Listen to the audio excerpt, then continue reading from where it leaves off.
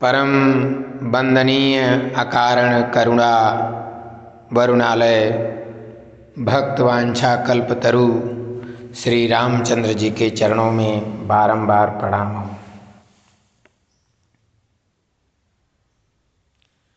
आप सभी सौभाग्यशाली भक्तजनों के हृदय में बसे प्रभु को कोटि कोटि प्रणाम।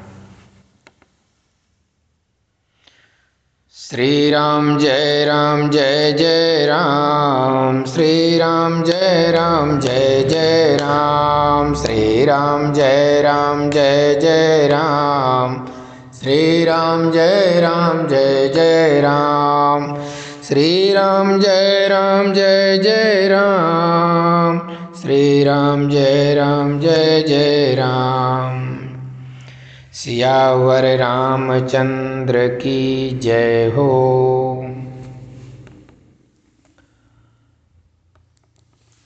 मनुष्य के जीवन में दो शब्द है, त्याग और वैराग्य। त्याग करना है, वैराग करना है, त्याग करना है, वैराग करना है। त्याग नहीं होगा, वैराग नहीं होगा, वैराग होगा, त्याग नहीं होगा, त्याग होगा, वैराग्य नहीं होगा। ये सुनते सुनते बरसों बीत गए, लेकिन वाह क्या संतों की वाणी है, क्या शास्त्रों का भावार्थ है, क्या भारतीय मनीषियों का उद्बोधन है।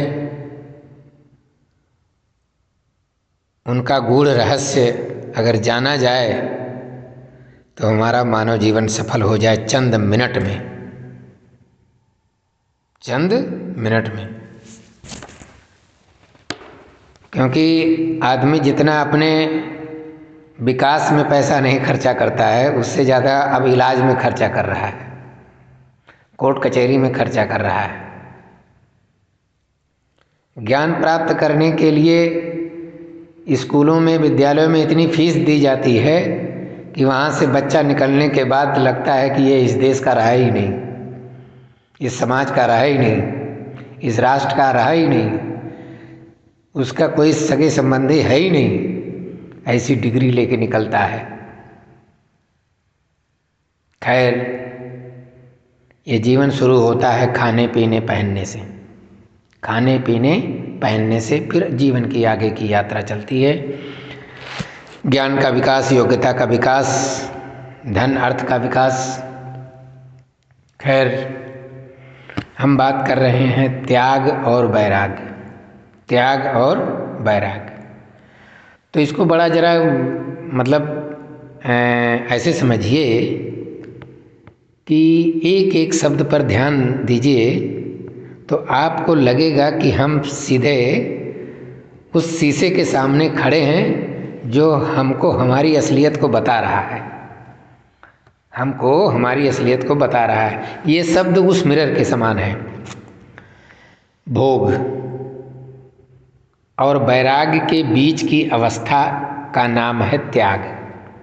भोग यानी भोगना, संसार का सब कुछ भोगना और संसार का सब कुछ छोड़ना यानी वैराग्य। इसके बीच में है त्याग, इसके बीच में है त्याग। ठीक है ना? तो संसार में मनुष्य जो कुछ भोग रहा है उससे वैराग्य हो जाए तो कठिन काम है। सब कुछ छोड़ देगा तो जिएगा कैसे, रहेगा कैसे? तो इसी कड़ी को समझना है कि भोग यानी सब कुछ भोगना और वैराग्य माने सब कुछ छोड़ना के बीच में जो अवस्था है उसका नाम है त्याग। बस इसी त्याग को जरा सा समझिए। यानी भोग का त्याग नहीं करना है तो वैराग कहाँ हुआ? आगे आगे सुनिए। भोग का त्याग नहीं करना है, भोग में त्याग करना है, भोग में त्याग करना है। यानी भोजन तो करना ही है पर भोजन में स्वाद का त्याग करना है। संसार में जितने स्वाद हैं सब खाए जाओ, फिर पेट बढ़ाए जाओ, फिर रोग पैदा करे जाओ, फिर डॉक्टर का चक्कर लगाओ, है ना? तो भोजन तो करना ही है पर भोजन में स्वाद का त्याग करना है। खाने के लिए नहीं जीना है, जीने के लिए खाना है। तो निष्काम भोग ही त्याग है, निष्काम भोग ही त्याग है। निष्काम भोग का मतलब है कि उतना ही भोग करें जितना इस शरीर की आवश्यकता है, उसका नाम निष्काम भोग है। एक रसगुल्ले से काम चल जाए तो 6 खा करके और पेट फुलाने की क्या जरूरत है? एक से काम चलाइए, 5 किसी और के काम आएगा।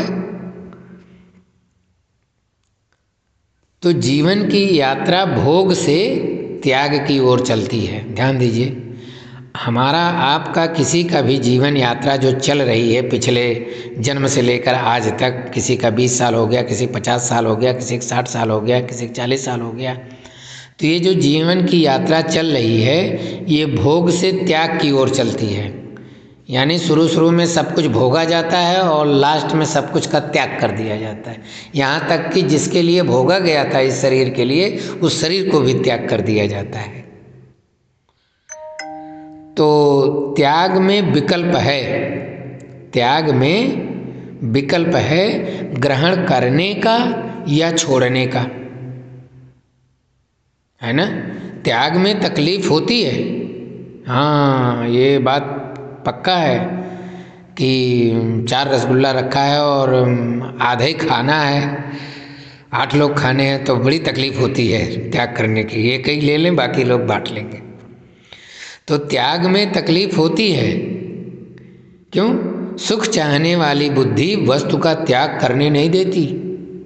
हाँ, सुख चाहने वाली बुद्धि वस्तु का त्याग करने नहीं देती, वह भोग में उलझाए रखती है। और भोग में क्षणिक सुख की आशा जीवन को ले डूबती है। जी भाई साहब, अस्पतालों में मैंने देखा है इस बात का कि बस थोड़ा सा ये चीज़ खाया था और बड़ी सी बीमारी बनी, थोड़ा सा ये गलती किया था, बड़ी सी तकलीफ बन गई। इतना बात ना बोले होते तो इतनी बड़ी विपदा परिवार पे ना आती, ऐसा डिसीजन ना लिए होते तो ये दिन ना देखने को पड़ता। मतलब क्षणिक सुख की आशा जीवन को ले डूबती है। कब? भोग में। अब आप सोचिए कि भोग की तृष्णा किसी आदमी की जवान हो तो तृष्णा को जर्जर करने वाला व्यक्ति, यानी हम सब भोग लेंगे, तृष्णा मतलब सब कुछ भोग ले लेंगे, तृष्णा को जर्जर करने वाला व्यक्ति अंत में स्वयं जर्जर होकर तृष्णा का ग्रास बन जाता है।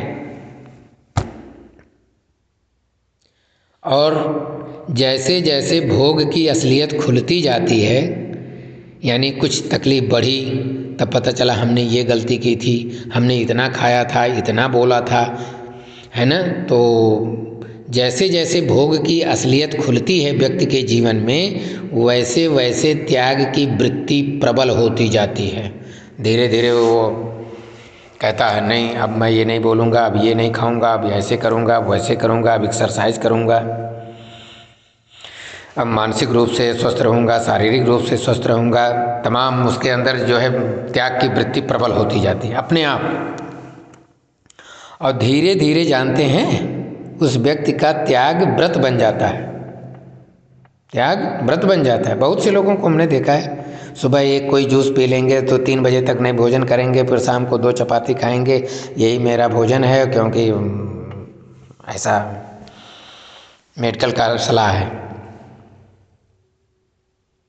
तो धीरे धीरे त्याग उस व्यक्ति का व्रत बन जाता है और वैराग्य तक ले जाता है, फिर सब कुछ छोड़ देता आदमी। तो भाई साहब, त्याग क्रमगत होता है, यानी धीरे धीरे होता है, एक एक करके होता है। और जब भगवान की बड़ी कृपा होती है, आप हम कोई भी जब सत्संग जाते हैं और सत्संग करते करते हमारे अंदर विवेक जगने लगता है, विवेक जगने लगता है, तब हमारे पास जो धन है अर्थहीन लगने लगता है। ये किसी काम का नहीं, ये तो फिर लास्ट में कोई और ले जाएगा। धन अर्थहीन लगने लगता है। तो हमारे गोस्वामी तुलसीदास जी की यही अनुभूति है उन्होंने अनुभव किया है कि मंजिल तक पहुंचने के लिए सीढ़ियों का त्याग करना ही होगा। मंजिल तक पहुंचने के लिए सीढ़ियों का त्याग करना ही होगा। छोड़ने का अभ्यास जानते हैं, मुकद्दर भांजने जैसा है। शुरू शुरू में मुकद्दर उठाए नहीं उठता है, पर रोज अभ्यास करते करते करते करते एक दिन ऐसा हो जाता है कि भारहीन लगने लगता है। ऐसे ही साधना करते रहने से त्याग से वैराग्य की यात्रा पूरी हो जाती है। तो कर्म सहित संसार के सब कर्म करिए, गृहस्थ जीवन चलाइए, नौकरी करिए, व्यापार करिए, कुछ भी करिए, सब कुछ त्यागने के अभ्यास का नाम वैराग्य है। कर्म में सब कुछ का त्याग वैराग्य। त्याग जानते हैं, प्रयास से होता है। त्याग प्रयास से होता है, यानी सायास होता है, और वैराग्य अनायास। वैराग्य के लिए आपको कुछ नहीं करना पड़ेगा, वो अनायास हो जाएगा। तो त्याग के जस्ट आगे क्या है? वैराग्य। तो संसार से प्यारे मित्रों, संसार से पलायन नहीं करना है, न कहीं कहीं से हटना है, न कहीं किसी को जाना है, न कुछ छोड़ना है। बस जो बातें अभी तक आपने सुना और समझा है, उसे अगर हृदय में उतार लिया तो आपको संसार से पलायन करने की ज़रूरत नहीं है। साहस के साथ उसका मुकाबला करना है और त्याग करते करते वैराग्य हो जाता है। और त्याग की सुगंध जानते हैं? सील है। त्याग की सुगंध सील है। जरा श्री रामचंद्र जी के ऊपर ध्यान दीजिए, उन्होंने कैसे एक झटके में सब कुछ त्याग किया और उनके अंदर सील बना रहा। तो सील सभी सद्गुणों का पुंज है, और हमारे श्री रामचंद्र जी तो साक्षात सील ही हैं। और सील के कारण समुद्र अपने को सूरज में स्वाहा करता है। समुद्र अपने को सूरज में स्वाहा करता है और फिर वही बादल बनकर धरती में अपने को स्वाहा कर देता है। और धरती अन्न में स्वाहा करती है, और अन्न जीव में स्वाहा करता है, और जीव अपने को पंचतत्व में स्वाहा कर देता है। यही तो यज्ञ का भाव है, और मनुष्य की यही दैवीय संपदा भी है। इसका नाम है स्व अध्ययन। स्व अध्ययन मतलब खुद से जाना हुआ बने रहना, जानते हुए बने रहना, यानी मतलब हरदम स्मरण में रहना कि हमें ये ज्ञान है। तो खाने पीने, रहने, उठने, बैठने, बोलने, आने जाने, कहीं किसी भी कर्म में आप एकदम त्याग से वैराग का जीवन जिएंगे। और श्रीमद् भगवद गीता में आपने सुना है, पढ़ा भी होगा कि भगवान श्री कृष्ण ने अर्जुन को जब गीतोपदेश दिया था तो उसमें ज्ञान योग, कर्म योग, भक्ति योग एवं कर्म संन्यास योग, 4 प्रकार के योग का दर्शन कराया था। अब मनुष्य किसी भी योग से अपने जीवन को त्याग से वैराग की ओर ले जा सकता है। बोलिए सियावर रामचंद्र की जय हो। हरे राम राम राम सीता राम राम राम, हरे राम राम राम सीता राम राम राम।